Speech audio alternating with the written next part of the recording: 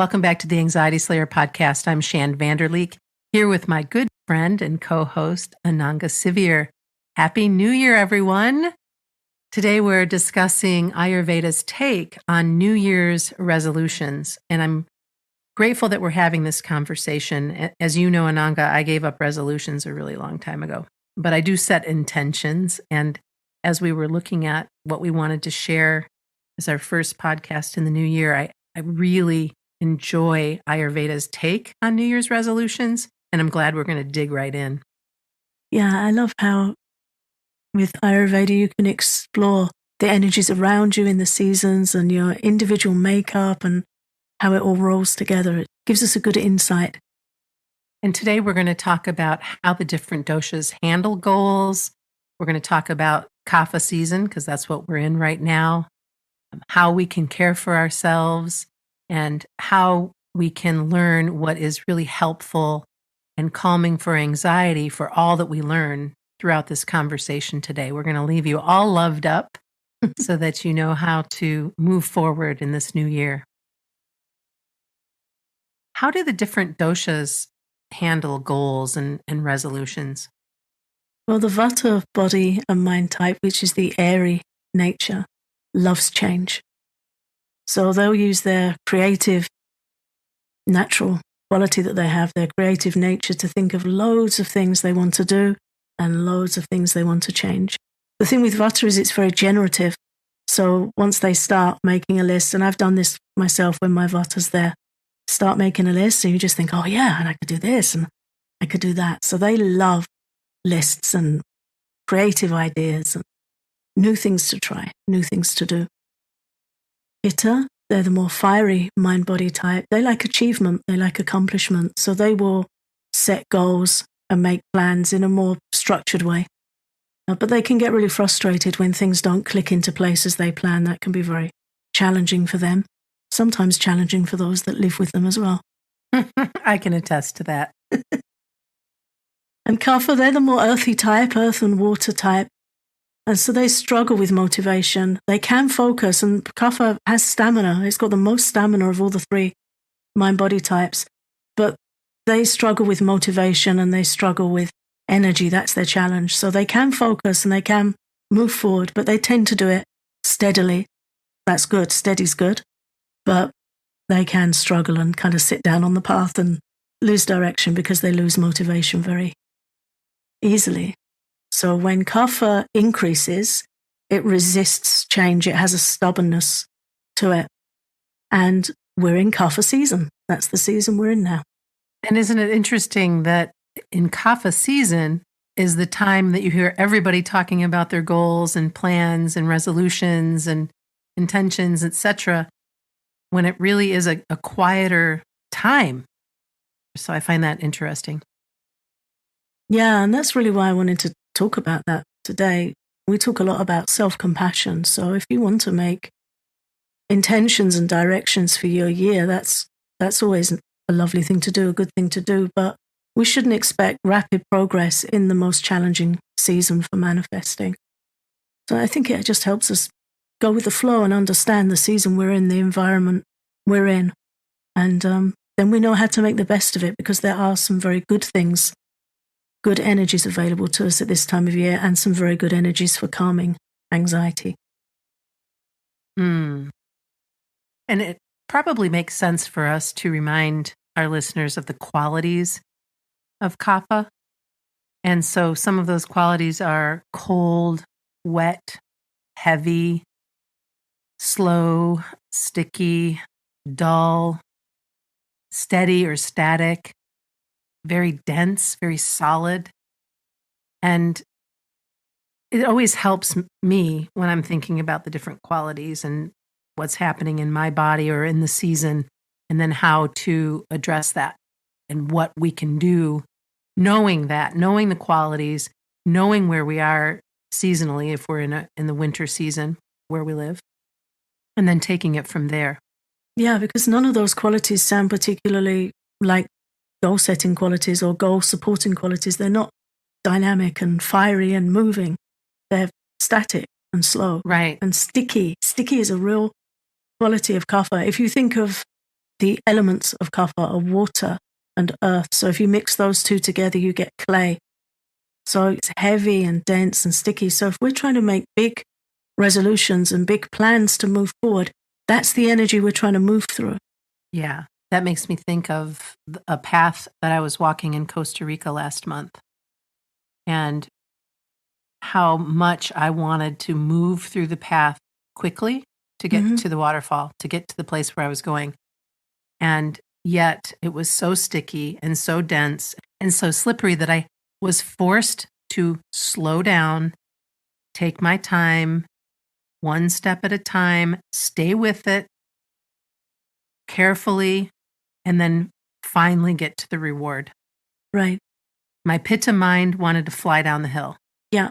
And get but there. I was dealing with a complete kapha environment that I had to respect or I was going to fall on my ass. Right.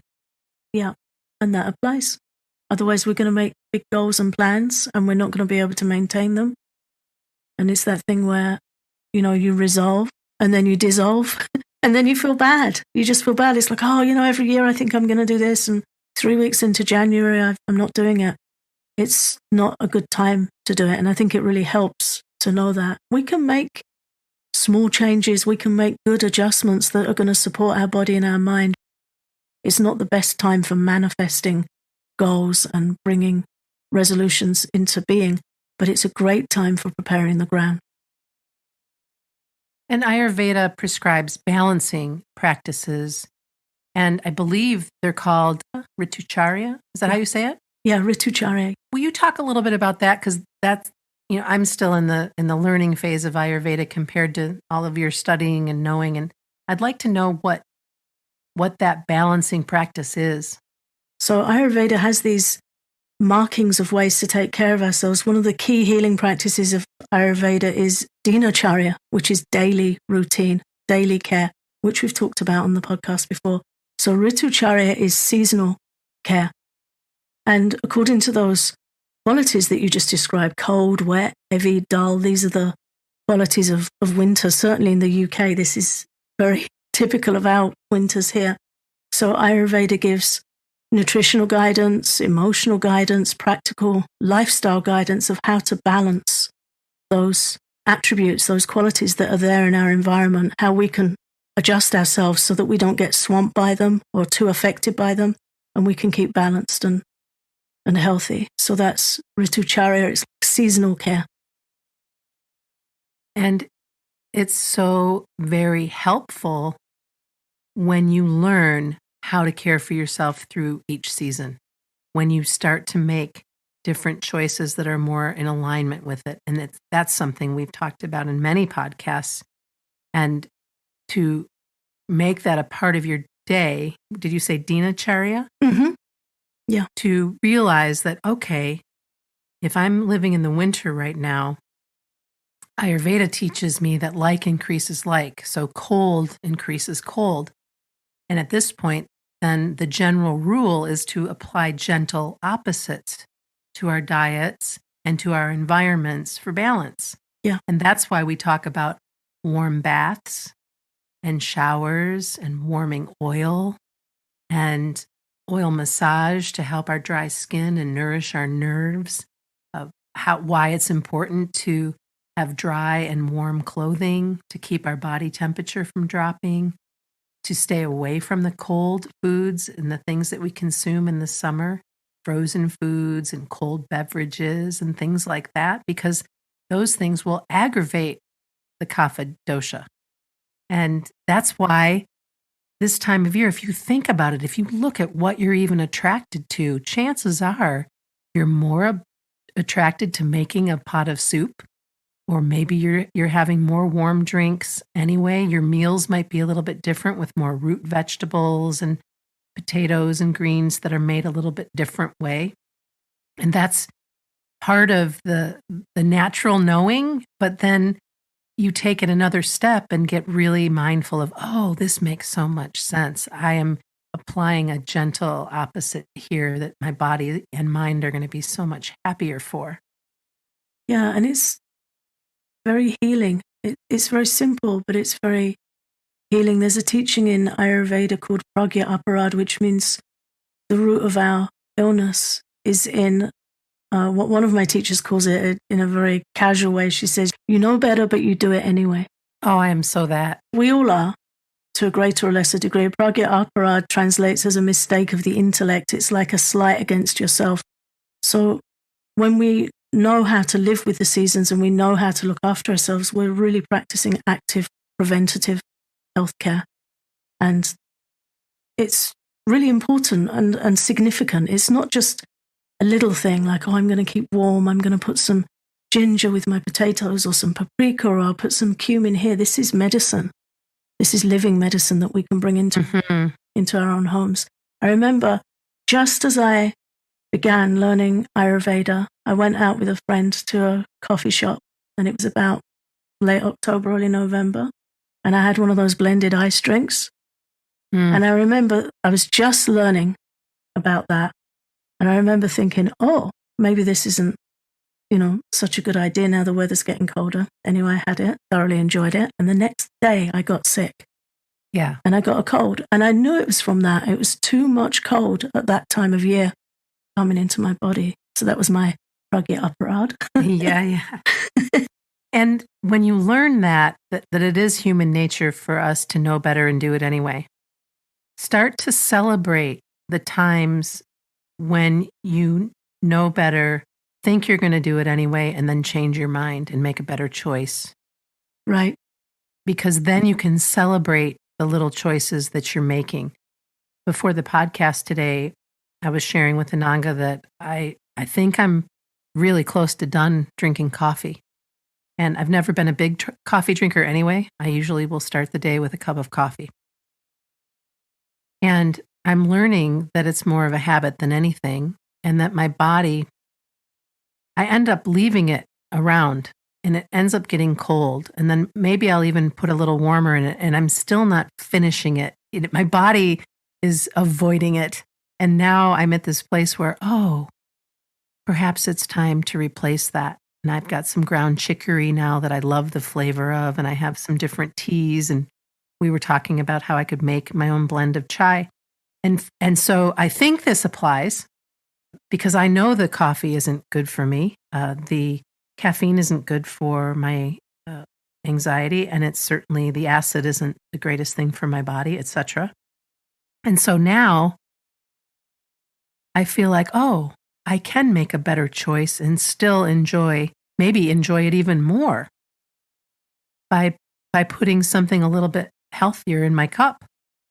Yeah, I think we do when we tune in with gratitude to that, upgrading a choice. You can feel it in your body. I know for myself, if I'm run down, I'm not feeling so well, I'm tired, then I'll cook something that's very easy to digest, like dal, mung bean soup with spices, because it requires so little for the body to digest it, so little energy.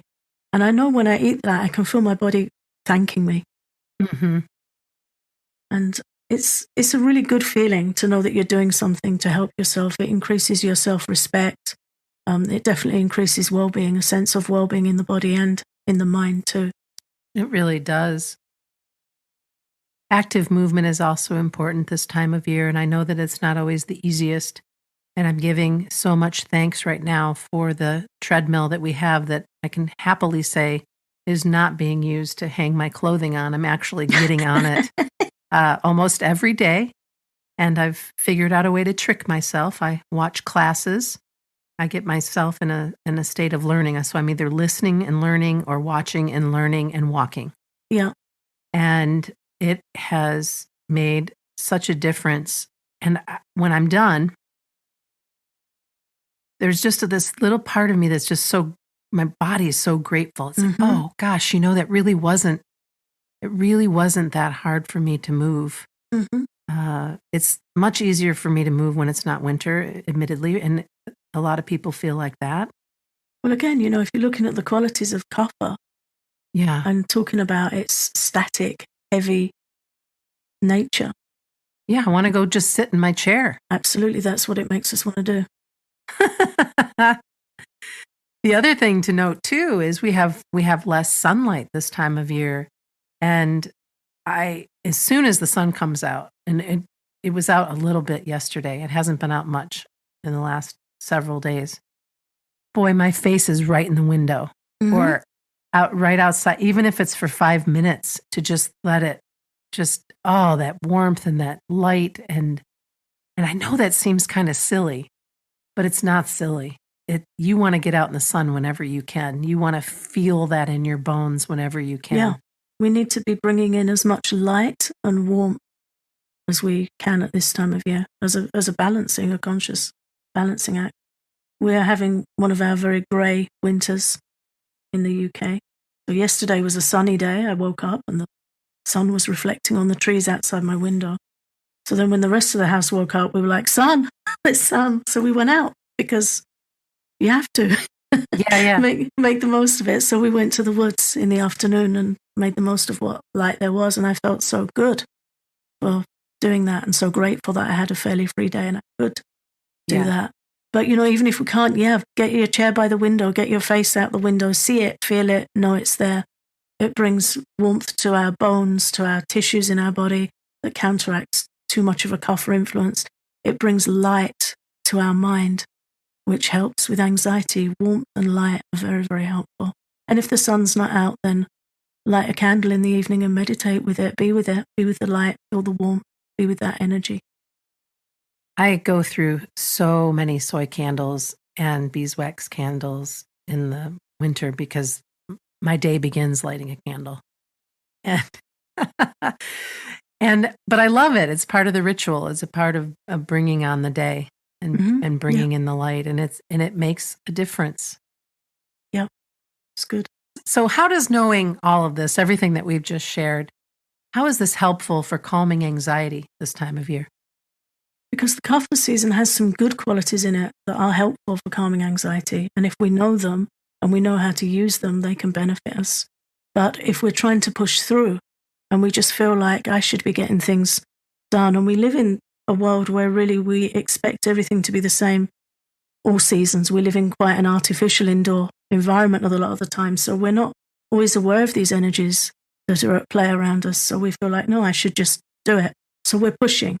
If we're trying to push through, at this time of year, we're going to become depleted because it's not a conducive environment. So that helps, knowing the energies that are around and how we can benefit from them and be grateful for them and not push against them.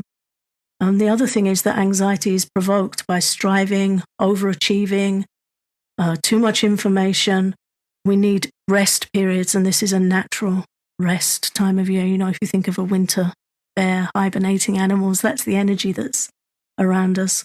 So the Vata nature can write a long list of goals, but they can struggle to focus on one and bring it into steady action. And that increases our stress, and overwhelm in the mind makes us lose respect for ourselves. It makes us feel despondent. We don't feel like we're doing what we should. So that's helpful to know. Another quality of kapha is it's cloudy. It's not clear. And we need clarity to make goals and to manifest resolutions. So it's not a clear time in our minds because of the season we're in. I find it helpful to know those things. Yeah, I do too.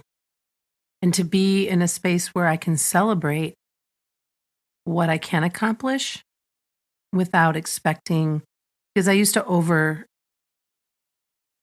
I'm a recovering overachiever.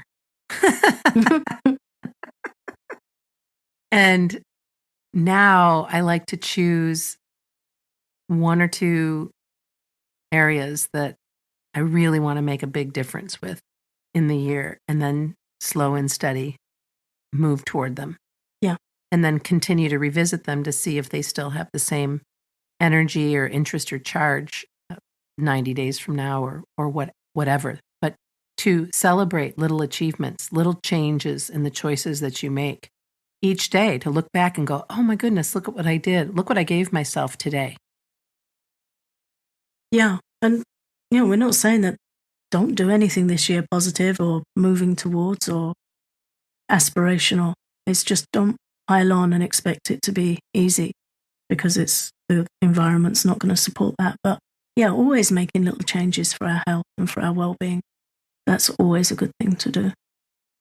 And to remember, too, that when kapha's in balance, there's contentment, there's compassion, forgiveness, wonderful sleep, nourishment, and repair and regeneration. That is where we're at right now. If we would be mindful to it and say, oh, yeah, okay, cool. I can have some of these dreams floating about. I can have some ideas about where I would like things to move. But how can I set myself up for the best for myself and my family without having to jump all in right now and have it all figured out right now? Yeah, it's a good time for rest, regeneration, gratitude, journaling. We need these wintering seasons. They've got a natural quality and order to them that we need. Look at the trees for teachers. The trees have already got their buds. Yeah. They've got their buds all the way through winter, and they're just holding them and waiting. And in spring, they manifest their beautiful leaves, and then flowers come. It's an incredible thing to watch, but it's already there. The buds are there. It's just not the time to let them unfurl and develop. So for me, that's a really great teaching to reflect on at this time of year. So let's focus on all of what we've talked about in this new year and be mindful of the seasons and put yourself at the front of the line, knowing that you're going to benefit from good self-care and warmth right now in these winter months, and to keep anxiety in check and lead you toward more active energy of spring, because you're doing such a good job of caring for yourself, looking after yourself now, so that when those buds do open, when we metaphorically start to move and come into full bloom, it's going to be much easier to move into that change, into that season. Yeah, this is a preparing time, resting, healing, looking forward and developing a positive outlook, but it's a preparing time, a nourishing and preparing time. So all of these simple self-care practices that we talk about so much, resting, reading, walking, and warmth, will all help take good care of our bodies and our minds and anxiety in the new year. Thanks for listening to Anxiety Slayer. If you want to learn more about Ayurveda, you're welcome to continue on our Patreon, where you can get a deeper dive into some of the topics we cover. Learn more at patreon.com/Anxiety Slayer.